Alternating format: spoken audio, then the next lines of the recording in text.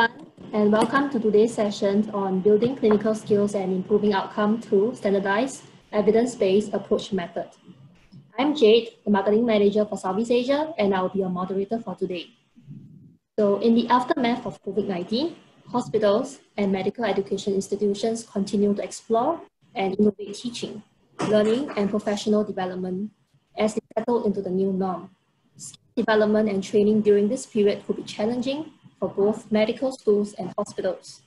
So in order to support continuity in skills development, our previous webinar today aims to introduce you to clinical skills, a comprehensive online solution accessible on any mobile device that enables organizations to standardize education and manage competency amongst the nurses, therapists, and other health professionals.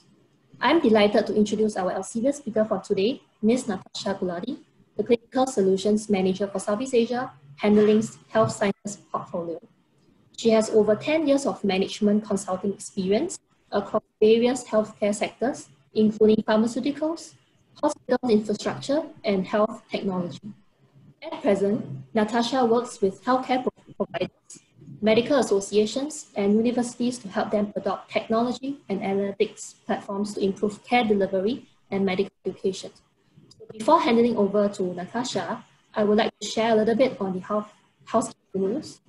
So just to quick share that this webinar is being recorded, and I'll be sending out the recorded version 1 to 2 days after the event. And this session is being conducted in Zoom webinar format. So looking at the bottom of the screen, you will see a Q&A box. So if you have any questions along the way, kindly use the Q&A box. There will be poll questions during this session as well. So the poll will be popping up on the screen later on when the speaker opens it. So we encourage you to share your opinion, and the results will be displayed when the poll is closed. Last but not least, we appreciate your feedback. So at the end of this Zoom meeting, there will be auto-routed to a form, survey form. So kindly leave behind your comments and feedback and for our reference, and we'll get in touch with you shortly. And with that, I will hand over the floor to Natasha. Natasha, please. Thank you so much, Jade. And I must thank for all the people who've joined our session today. It is my pleasure to be speaking to you all, and thank you for the opportunity. So some of you have also joined us for the previous webinars that Jade has kindly helped us organize. Elsevier Health Live is a monthly channel where we are putting out thought leadership webinars every month. In our previous webinars, some of you may remember those who attended, we talked about the various challenges that medical education and nursing education has been trying to overcome during this COVID-19 pandemic. Through all our webinars, the one big question that emerged was that how do we improve on clinical skills? In our previous webinar, we touched upon this topic from a theoretical standpoint.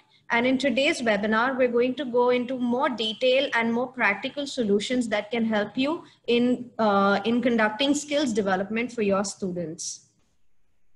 Before we go into the details, I just want to share for our agenda today. We'll talk a little bit about why it's important to focus on skills development for nurses. We'll talk about what are the challenges posed by COVID-19 in skills development. We'll then talk about how Elsevier can help. And then we will have a short round of Q&A. We'll also share some additional resources that can help with nursing skill development.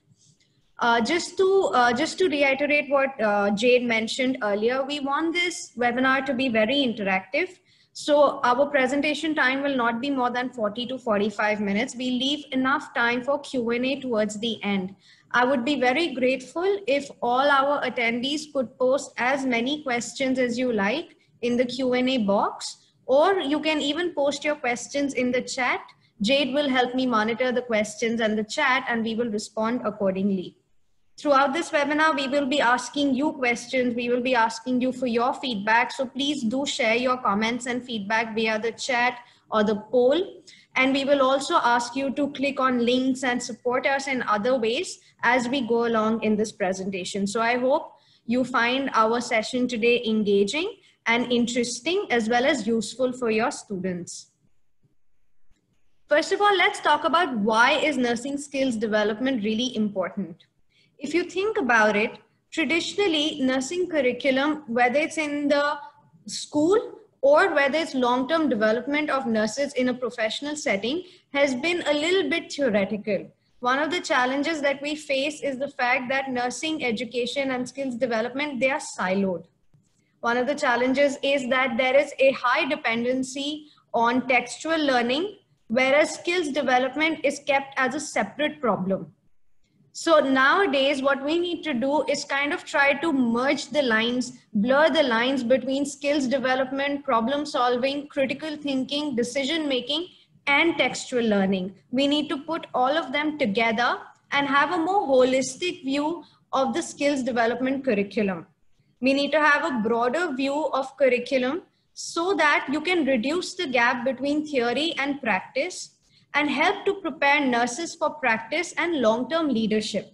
We don't want to prepare them only for clinical setting, but we want to really prepare our students for practice. And that's why a lot of universities have actually identified a number of training domains. You'll see that all of these domains go much far beyond textual learning. They're actually very hands-on kind of domains that need experience, that need exposure to really be able to master. The COVID-19 pandemic has really been a testament to every single health system. Healthcare workers have tirelessly worked in protecting our communities. A lot of healthcare workers actually still kept coming to work despite the fact that it posed great challenges to their own safety and to the safety of their loved ones. And in this entire gamut, the one group of professionals who was literally at the forefront were the nurses. The nurses were working in extremely challenging times. They had to be agile. They had to have very good critical thinking and problem solving skills in their, on their toes. And at the same time, they had to really overcome an environment where clinical guidelines were changing every day. The work environment was changing every day. So they needed to be really agile in their practice. And that was a huge challenge, a huge workplace change for the nurses. Similarly, if you think about the students have also been quite affected by COVID. We already know that a lot of universities have moved towards online learning, but that's just one part of the story. Online learning comes with its own challenges. There are challenges in being able to access material. There are challenges in being able to, even simple things like internet bandwidth or the quality of images that you get or the quality of videos that you get over images, over internet have impacted the quality of learning for students. So Elsevier has conducted surveys all over the world where we've tried to collect feedback from various healthcare professionals on how COVID-19 has impacted them. One of the group of people that we spoke to was students, and this is feedback coming directly from students. Majority of the student respondents agreed that online learning is possible, it is viable, it is doable, but it cannot substitute for skills development. All students agreed that practical learning and skills development was definitely suffering during COVID-19. And that's where a lot of universities started showing innovation as well. In our previous webinar sessions also, we saw many new examples of how universities have quickly moved towards online learning. And then here also you see that a lot of nurses, a lot of nursing educations, institutes and nursing professionals quickly pivoted towards online learning. They didn't only change their practice, but they were kind enough to also start sharing best practices. They started creating new strategies for education, new strategies for disseminating content, and they started sharing all of that through open forums as well as through published paper. So for example, on this screen right now, you see that for nursing education, there are a number of tools available, such as virtual learning, video, telemedicine, online gaming platforms, online quizzing platforms. All of these are available. And there is past literature to show that some of these platforms like video telemedicine and video streaming are actually effective in improving learning outcomes for nurses. So I would like to hear from you on whether you have used any of these platforms to date or not. We're starting a poll. You should be able to see a poll question on your screen. The question is very simple. I want to hear from the audience. Have you tested or implemented any of the following teaching approaches for skills development at your hospital or university? And you can choose from virtual lectures to telemedicine, online discussion boards, videos, simulations, or online quizzes. I'm just going to give it 30 seconds for everyone to respond. I'm seeing the votes come in, so I'm just going to wait for the votes.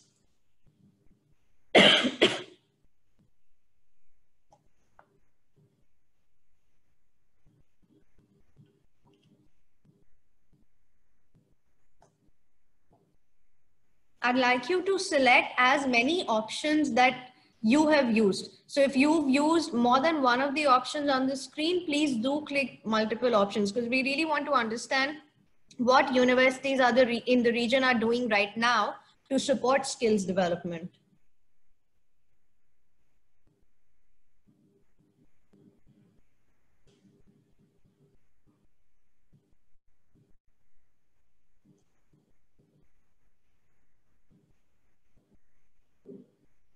I see there are still some votes coming in, so I'm just going to give it a few more seconds.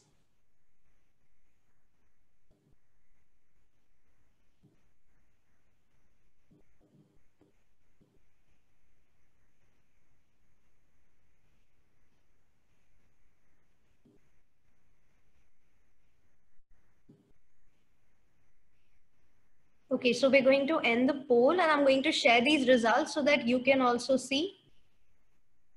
You'll see that most faculty, most of the attendees in the webinar today are already using virtual lectures. A number of them are also using videos. And as I showed on the earlier screen, there is past literature to show that videos can actually be an effective way of demonstrating skills for education. We also see some people using telemedicine. And if you remember in the previous webinar that we did with a Singaporean lecturer, they mentioned the use of telemedicine for skills development amongst medicine students. That's great. So it's good to see that telemedicine is also being used. And of course, a number of you are using online discussion boards, quizzes, and even simulations. That's quite advanced, the fact that you're using simulations. That's great. So let me ask you another question. Since you've been using all of these technologies, especially during COVID-19, what has been the impact of these technologies on the nursing skills learning? I'm launching another poll and I'd like to hear from you.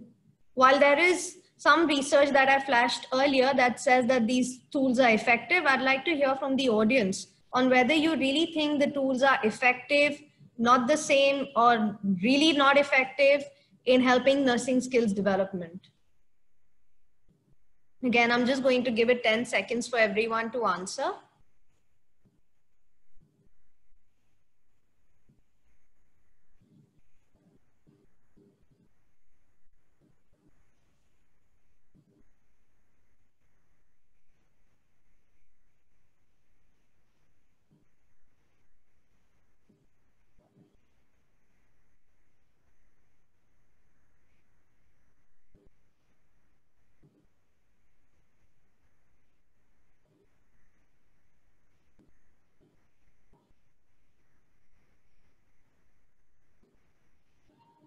Okay, so I'm going to stop the poll and let me share the results with you. Interestingly, and at the same time, a little bit curiously, majority of the users have said not so effective, but then again, by majority, I mean only 36% have said that it's not so effective. 19% have said quite effective, 24% have said that it is effective. So there clearly it's a mixed crowd. There are some who find these tools effective and there are some who don't. And there can be so many reasons for that. I do understand that nursing skill development is extreme. It's a very, very hands-on kind of an experience. It's a very, very experiential learning. And I see that there is a question on the group that says that in their country, most of the classes are limited to online. So how will we teach laboratory courses in a skills-based technique? And that's a very, very fair question. because a lot of us, not just all of you, but me myself, we all come from this background where we believe that skills learning has to be hands-on. We believe that it needs to be experiential. But now, because of COVID-19, we need to be a little bit more flexible. We need to be innovative. How do we replace the idea of getting an experience with something else that can be taught online, right? So let's think about what is experience really. What is experience really? Experience means that a student is able to pick up cues which are not written or stated anywhere. That means that the student is able to observe things which have not been explicitly stated. So therefore, to allow students to pick up factors that they would generally do by observing, you need to now explicitly start stating these things. So if you're in an online setting, if you're in an online mode and you need to demonstrate a skill, you need to be able to demonstrate it, not just the skill itself, but also put in enough text, enough images, enough videos to show all the peripheral things that in a laboratory class, the student would have observed. But now you need to explicitly state them because the whole class has moved online. The student is not physically present to observe, and therefore you have to state these factors. So our first step towards supporting nursing skills education and development was to put together a comprehensive platform that makes everything in skills development explicit. Let me share with you why this is important for us as Elsevier. At Elsevier, we truly believe our goal, our mission is to improve healthcare delivery by empowering all types of healthcare professionals. We want to improve every single patient outcome by empowering physicians, nurses, allied health professionals, as well as students. We support students from day one. We support students from day one of their career, which is their first day in university. And because of that, we provide a number of solutions that can be used by professionals in the clinical setting, as well as in the university setting, to make sure that they have absorbed all the information and are ready to apply that information in a practical manner. So from that perspective, we are now introducing a platform called Clinical Skills. This is a comprehensive skills development platform that focuses on nursing skills. As mentioned in the webinar invite, this is a new platform which we're launching in Asia, in Southeast Asia. For all of those attendees today who would like to organize a complimentary access to the platform for your institution, please click on the link that is now being shared in the chat. So in the chat, my colleague Jade has shared a link. In that link, you just need to provide your feedback and leave your name and institution name, and we will reach out to you to set up complimentary access for your institution for this platform. So what is really clinical skills? Clinical skills gives you access to over 1900 evidence-based skills and procedures that will help you ensure that knowledge and skills are current, reflective of best practices, and follow the latest clinical guidelines. Just to break it down, through the platform, we are trying to make available more than 1900 evidence-based nursing skills. So these are skills based on published, reviewed clinical guidelines. We are not only sharing how the skill or procedure needs to be performed, we are also sharing ancillary material, which will allow the student to be prepared when they are in the clinical environment. And I will show you what this really means. And all the content that is available here is actually based on global clinical guidelines and best practices. The skills are actually divided into many collections. So there is a core collection, which is like the most basic collection for any nursing graduate. And then we also have specialty collections for pediatrics, emergency nursing, oncology, etc. So if you're interested in reading up what those skills really are, you can always click on the link at the bottom of the screen. So to give you an example of what it really means to have not just the procedure or skill, but the ancillary content also. You will notice that every single skill or procedure contains not only a video, but a number of other text and multimedia options. So in the text, you have quick sheets, you have extended text, you have a list of supplies, you have a list of emergency pointers to look out for, and you also have a number of images and a checklist, which are very useful for students when they are actually applying the skill in a clinical environment. For more advanced institutions who are already using the platform, they also have the ability to create customized learning content. So you are not limited to only using the skills which are available in the platform. You can actually create customized lectures, and these lectures are very useful for you to be able to share in your online classroom. You can even share the lectures offline and the students can review them in their free time. So let me show you now how the platform really works. So this is what the platform looks like. As I said, it's a skills platform, but it also has access to patient education. I'll show you why. It's a very, very simple interface. You see, you can simply search for a skill. Natasha is not showing. Oh, really? On screen, yeah. Let me stop share and share again. Let me know when you can see it. Yeah. What's up? Sorry about that. Sorry, everyone. I hope you can all see my screen now. So as I was saying, it's a very, very simple platform.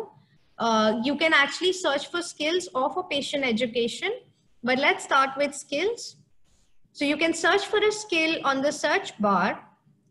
You can browse for a particular skill that you're looking for, or you can even browse by specialty. So as you can see, we already have the latest COVID-19 skills, more than 168 skills related to COVID-19. We have a number of other skills.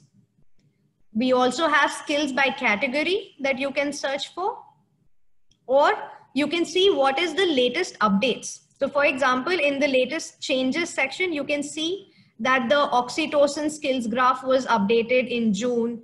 Skin traction skills graph was updated in June. So you can see over here what are the changes that have been made to the recent skills. To start with, I'm just going to search for a particular skill. Let's say I start with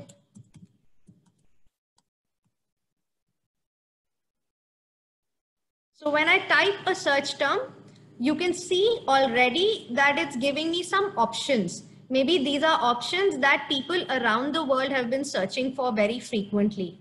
I can either go into one of these options, or I can just stick with my search term and I hit search. The little magnifying glass, that's your search button. So as you can see, in relation to intramuscular injection, we have more than 51 results. The results are actually 51 skills. You also have education medication, patient education medication. So that means what does your patient need to know related to certain medications? And you have patient education related to conditions and treatment. So one of the most important things that nurses need to develop are communication skills. You need to be able to speak to your customer. You need to be able to speak to your patient in a manner that he can understand, she can understand, and yet it is compassionate, it's holistic, and it's complete information. So you don't need to now look for the information. You can actually download these patient education documents. Let me show you one.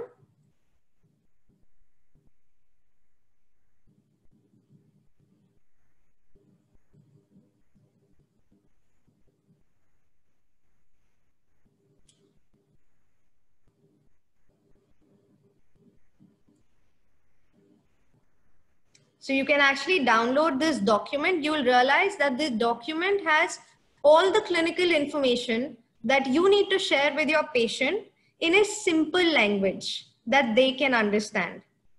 So you can share this document, print it out and share it as is with your patient. There's a print icon over here. or you can read the bullet points from here and share it via communication. So you can speak out the bullet points to your patient. There are absolutely no copyright issues. If you want to print it and share it with your patients, or if you want to print it and paste it outside a hospital ward, that's fine too. So that's how the education content is useful for nurses. It really helps to develop the skills, the communication skills, the language to be used. Coming back to the actual clinical skills, as I mentioned, for intramuscular injection, there are about 51 results. And you can see a lot of the results are divided into segments. So you could be looking at intramuscular injection in home healthcare, or intramuscular injection in ambulatory settings, intramuscular injection for pediatrics. There are also results for certain specialties, like for oncology, or for certain kinds of medicines. You'll have separate skills on that. You can actually go through this, or you can actually filter the skills. So if you're looking for a specific age, for example, pediatric, you can choose pediatric skills over here. If you're looking for a particular specialty, you can actually choose from here. Or you could also look for a particular category and choose a category from here. So at the moment, maybe I'm not going to choose any filter. I'm just going to show you what a skill looks like. I'm clicking on the ambulatory option for intramuscular injection. So you see every single skills document starts with the quick sheet. The quick sheet always starts with the urgent action. So the text in red is the most important and urgent information that a practitioner needs to keep in mind all the time when they are performing this skill. So the red text is of critical importance to learn. And then everything else, all the other steps and key points are provided in a bulleted format. The bulleted format is supported with images, tables, and instructions on the right, so that the students can visualize as well. There is also extended text. So let's say if you don't want the student to just read the bulleted points, you want a more theoretical in-depth knowledge, you could also read at the theoretical knowledge. There is a very interesting supplies list. So this is very handy. One of the things that we observe when we're performing skills in a laboratory is, what all did my coach put in front of him? I know I used to always try to observe what were the beakers and the gauzes that they kept. I used to always try to subconsciously observe what they kept ready before trying to perform a skill. Now you don't need to subconsciously observe. You can actually refer to this supplies list and make sure that your students develop a habit of keeping the supplies list ready before they perform a skill. And then of course, there are plenty of videos to demonstrate the skill. The videos can be of different types of information. So let me show you one. Check accuracy and completeness of the practitioner's original order. Obtain the medication and verify the expiration date. Inspect the medication for particulates, discoloration, or other loss of integrity. Ensure the 6 rights of medication safety: right medication, right dose, right time, right route, right patient, and right documentation. Label all medications, medication containers, and other solutions that are both on. So for all the skills, you have a number of these kind of videos available, which you can share with your nursing staff or with your nursing students in an online environment. Just like how I'm sharing this with you on Zoom, you can share this with your learning and your staff and your students. Moving forward, along with the videos, there are also some brief tests which you could refer to very briefly. And there is also a checklist. So again, as an observer or as a faculty who's trying to observe the students, whether they're performing the skills correctly or not, you could use this checklist and even in the clinical environment, if you're trying to observe your nurses, you could use this checklist and really try to understand whether your student or your staff are following all the evidence-based practice guidelines or not. So to start with, are they performing hand hygiene? Are they determining the patient's current symptoms? So every single line item over here is based on evidence-based best practices. If you follow these checklists and if you encourage your staff and students to follow these checklists, you are basically helping your organization to ensure that you're following evidence-based practices. So these checklists are very helpful in developing that evidence-based culture and habit in your organization.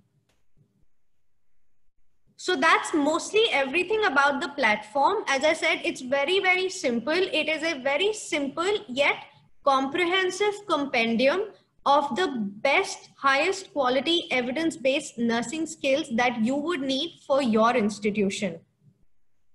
As I mentioned earlier, you also have the option, so very advanced organizations have the option of creating their own educational content using this platform.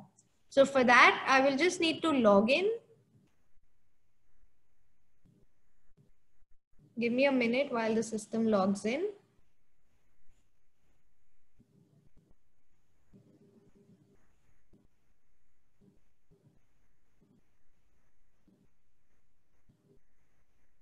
So when the users log in as an administrator or a faculty, you see that there are so many more options available to you as a faculty or as an administrator.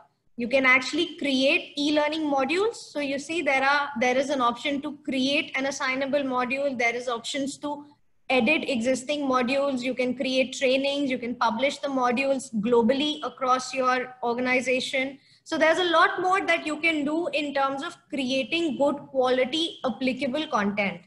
So let me just quickly show you how to create a module. It's very easy. I'm clicking create an assignable module. Bear in mind, this is my account. So I have a lot of organizations and a lot of other existing modules in my account. You may not have that many. Just to start with, I'm going to start with Elsevier licensed content. In the licensed content, there are many courses already available. So you can see there are many courses available over here. Let's say maybe I want to look at this course on medical terminology for blood, lymphatic, and immune system. I select this. So within this course, there are 3 lectures available. I can select all of them, or maybe I just select 2 of them and I add them to my saved items. So you see, I've added the 2 lectures on medical terminology. I already had a few other lectures from the past that I had saved earlier. Now that I have all my saved items over here, I can create a new module. So for my new module, I can use all the 5 items that I had saved. Or maybe I just want to focus on medical terminology and analgesia.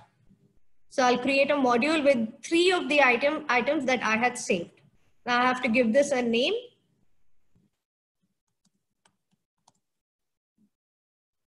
I have the option of making it global, which means it would be available to everybody in my organization. I'm not going to do that now. I'm just going to create the module and then I can simply assign the training. So this gives me the option. So let's say this is one of the modules that I created. Sorry.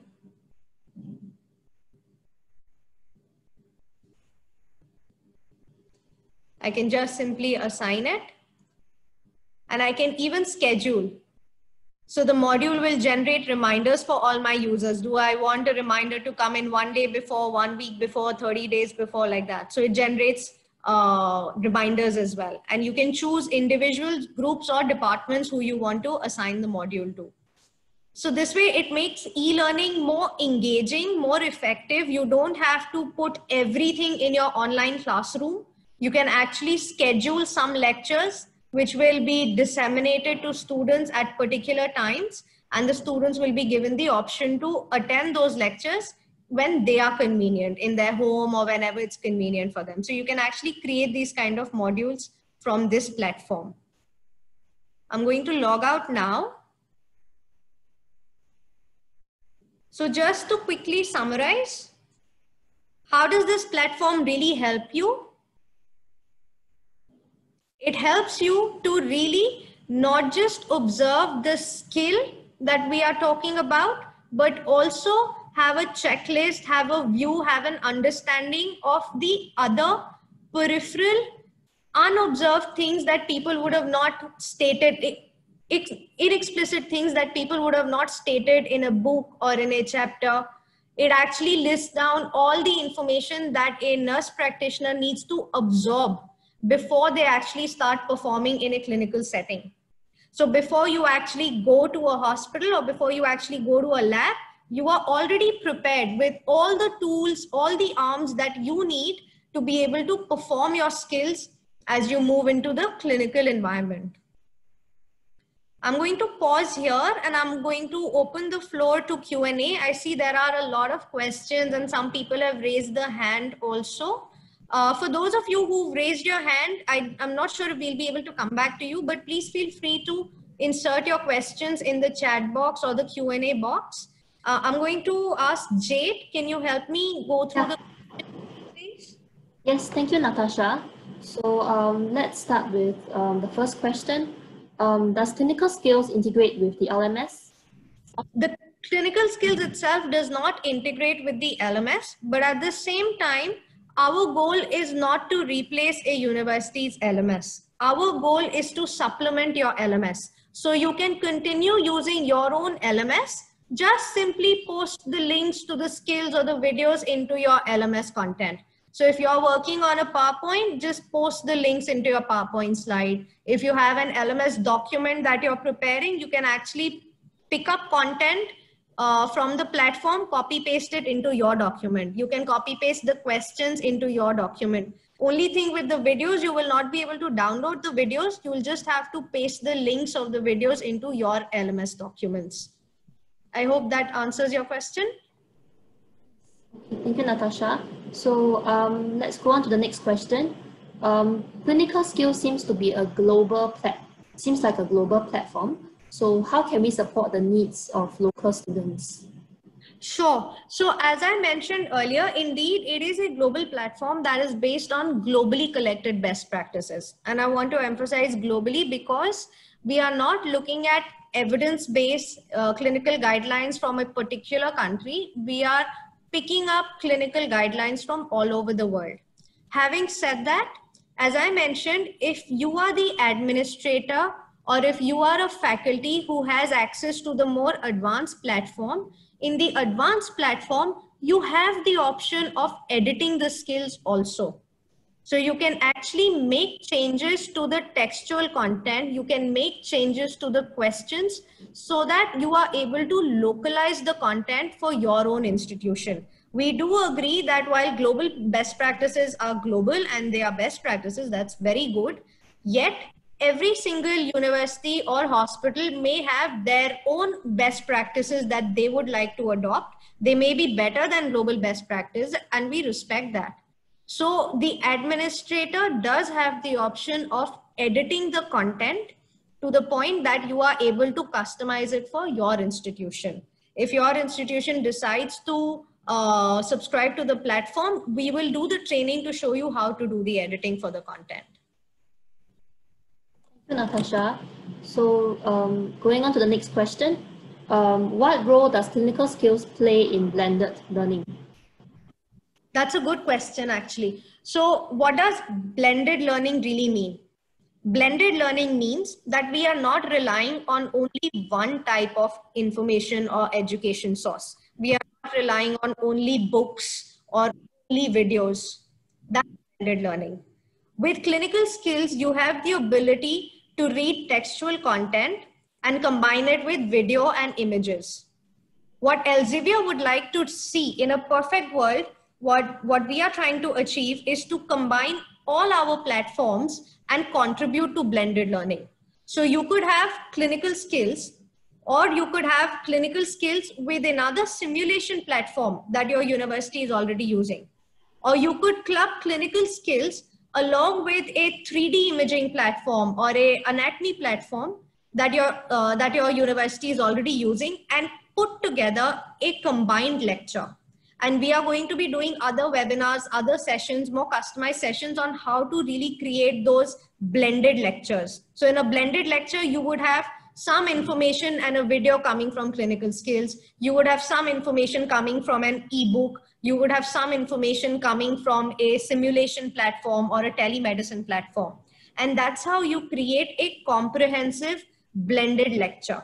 And we do have some videos on those blended lectures as well. We can share them after the webinar. And we will be conducting more webinars on how to create those kind of blended lectures as well.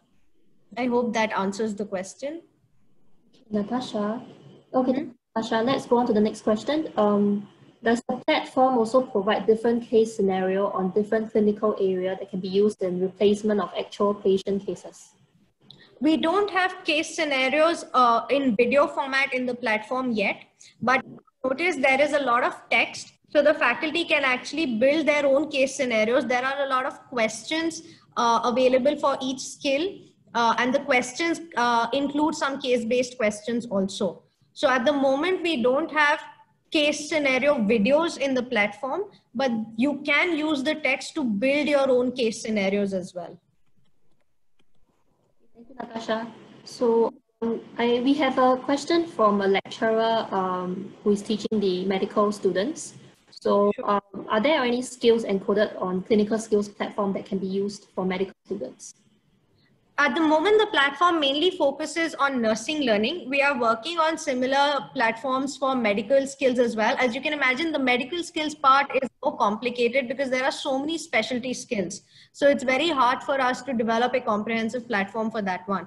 At the moment, this platform is best suited for nursing skills. Having said that, we are aware of certain hospitals who are using this platform for skills development for medicine graduates, for residents as well. So they are using the same, because the skills are the same. So they use the same kind of skills content to kind of train their residents as well. They are using that in the hospital setting. But personally, my opinion is that the platform is best suited for nursing education. Thank you, Natasha. This is a long question. So how do you evaluate students' performance related to clinical skills they learned? And how do you conduct the evaluation by the checklist in the clinical skills? So is it a self-evaluation form conducted by the students, or is it going to be like educator-driven or lecture-driven kind of? Yeah. So let me just show you what that checklist was. There are two parts to that question. At least my response has two parts.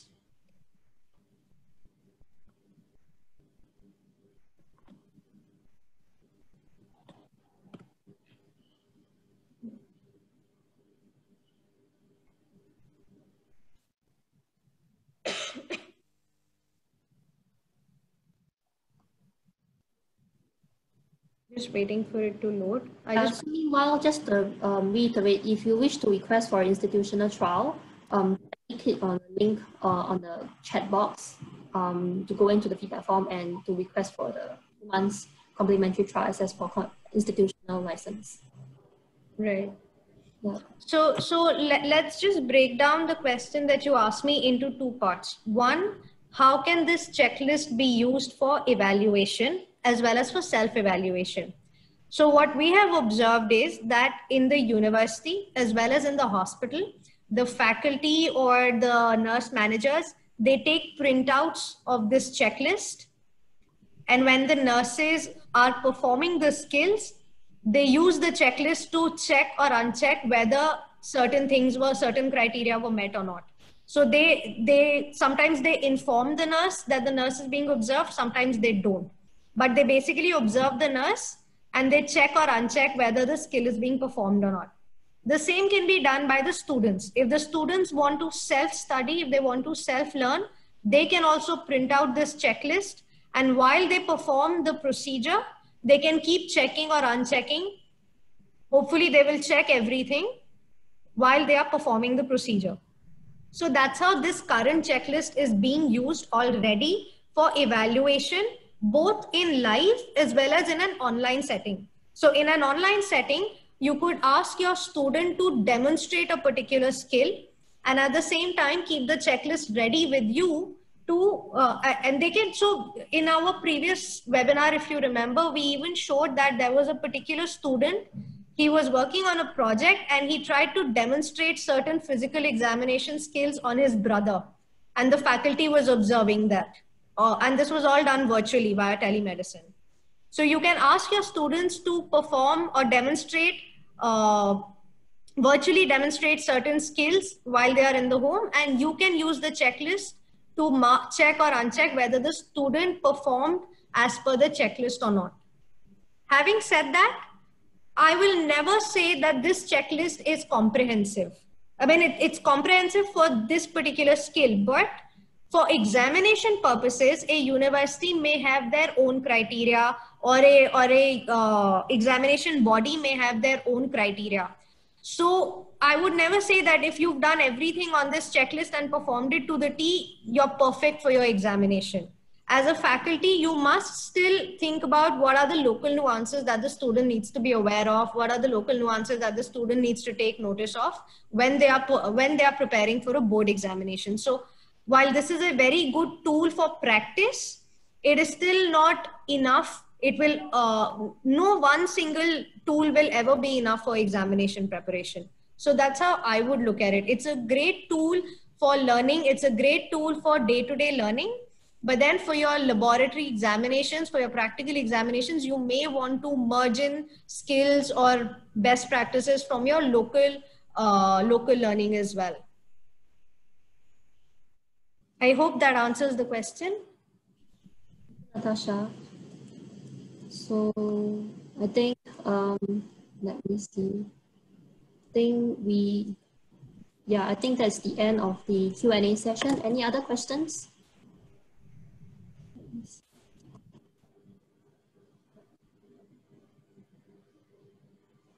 Yeah, I've checked all the list of questions. Yeah. Okay, great. So if there are no further questions, I just want to quickly also share a few additional resources. These are complementary resources that are now available all over the world to our clients as well as other universities. The first resource that I want to introduce to you is the Elsevier COVID-19 Healthcare Hub. As I mentioned at the beginning of the presentation, one of the biggest challenges for healthcare professionals, not just nurses, but even medical professionals, was that they were working at the front lines of COVID and trying to keep up with the changes in clinical guidelines, workplace setting, patient expectations on a daily basis. So to support our frontline workers, people who are dealing with COVID every day, we've created this platform that has all the content, be it skills learning, be it checklists, be it drug information, disease information, everything that you would need to know about COVID-19. It's all available on a single platform. And I would encourage you to browse this. There are a lot of skills as well as care plans and order sets available on the platform related to COVID. So these might be beneficial for you. The other additional resource that I want to share is the Elsevier Health Education Hub. Again, this is not limited to nursing only. This is useful for all types of health education. And it is mainly to support faculty who are trying to create innovative and engaging online lectures. So on this platform, you will have access to a number of pre-built exercise worksheets, videos, lectures, short courses that you can just download from here and use in your online classroom. So for both of these platforms, the link is at the bottom of the slide. You can just click on the link and you will be able to access this platform. As I mentioned earlier, for clinical skills, the new platform that we just introduced, if you would be interested in setting up complimentary access for your organization, please click on the survey link in the chat box and just let us know. We will get in touch with you and we would be very happy to set up a complimentary access for your organization. With that, we come to the end of this presentation. I hope you found this useful and exciting. If there is anything else that we can do for you, please don't hesitate to contact Jade or me. My email is at the bottom of the screen. So please don't hesitate to write to us. And as I mentioned, if you're interested in the complimentary access, just fill out the survey link and we will get in touch with you. Thank you very much for your time. Yeah, thank you, Natasha, for taking your time to share your perspective and experience on clinical skills. So just a quick summary of the free resources that is available. I will be sharing the link with everyone after the webinar, maybe 1 or 2 days after the webinar. So after the end of the session, there will be a feedback form, survey form. So kindly complete that form, and if you wish to request for a 2 months complimentary access to the institutional license, kindly do so as well via the survey form, and we'll get in touch with you shortly. So with that, I think on that note, thank you for your participation, and we wish that you had a great day ahead. Thank you so much. Thank you, Natasha. Thanks, Jade. I noticed some people are just asking for the evaluation link, so maybe you can just paste it again in the chat. Okay. Thanks, Jade. So for Jade is helping us paste the evaluation link in the chat again. For those of you, she just did that. For those of you who would like to set up complimentary access for your institution, just click on the link that Jade has just pasted and we will get in touch with you. Yeah. This link will be sent to you as well 1 or 2 days after this webinar.